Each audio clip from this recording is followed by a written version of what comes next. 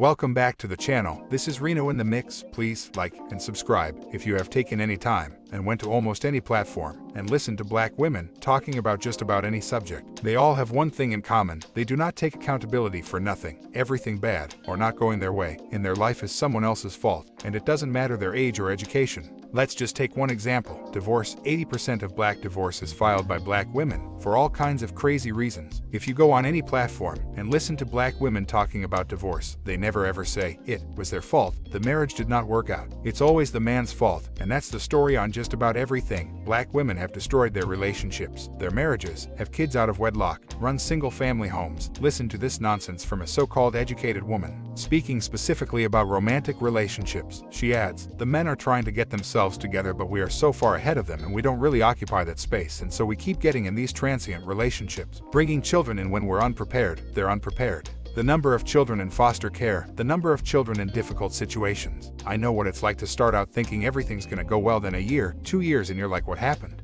So we've got to be a little more prepared on the front end so we don't have so much difficulty on the back end. I say that because I love us and I love children and I just want us to do better." The bottom line is accountability is kryptonite for black women. They take no responsibility. Our communities are in shambles. Our young men are killing each other. Our young women are having abortions and kids out of wedlock. Single so-called independent women raising their children in daycare, claiming they don't need a man. The total family structure gone. Dating and relationships are a joke. All that's left is delusional women, chasing fantasy men and lifestyles. Very few women obtain. They want it all. Unwilling to take accountability for anything but their own delusional dreams, leaving husbands, kids, and community as a casualty of their madness. Being able to reason with or get any kind of understanding from them is fruitless. It's coming to the point you don't even see them as women, but just females in clown suits, all painted up in wigs, makeup, fake eyelashes, fake nails, nose rings, and to put a cherry on top, tattoos. She is her own worst enemy, too blinded to see it, lost in the madness of this world. As you look at the younger generation of women coming up, you become sad because they have no role models, just women doing anything under the sun to be a part of this madness. As a man, if you don't already have that queen in your life, I feel for you, because I'm afraid there is no going back.